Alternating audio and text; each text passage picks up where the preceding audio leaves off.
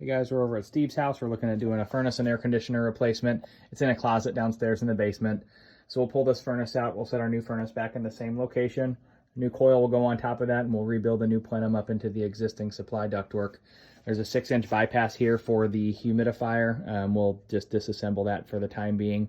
We might be able to put a powered humidifier in above the coil depending on how much space we have.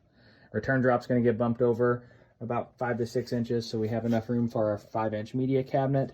Our furnace is going to shrink down to a 21-inch furnace, so I think between the space that's available up here on the side of the return and what we're going to make up on the furnace, we should have enough room there for the 5-inch cabinet.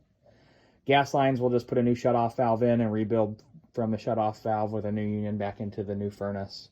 Drain lines are ran in vinyl. Looks like there's a floor drain right here behind the water heater, which that's going to get removed as well. We'll pull the water heater out. We'll put our new water heater back in the same location. Thermal expansion tank will get installed, and we'll strap that up to the ceiling joist where we can. Refrigerant lines are going to get replaced. They run out of the top of the coil up to the ceiling and then across a drop ceiling, which he said he was going to have pulled out for us before we come to do the install.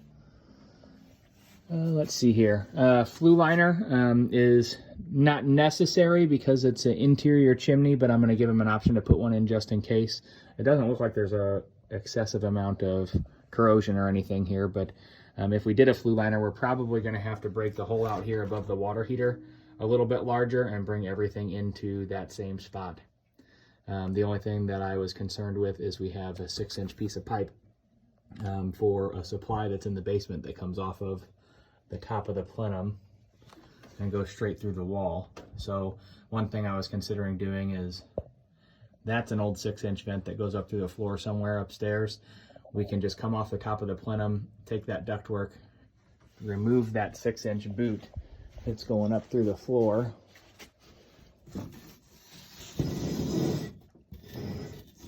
which is right here, put a new boot in that's angled downward, and then this vent would just be abandoned, and we'd have a vent that blows down over top of this couch instead. Breaker panels inside of the closet here. There's a 30-amp breaker for that, so we won't have to mess with anything in there. That's pretty much everything downstairs. All right, guys, now we're outside looking at the AC replacement. We'll pull this condenser up. We'll set our new one down on a new pad.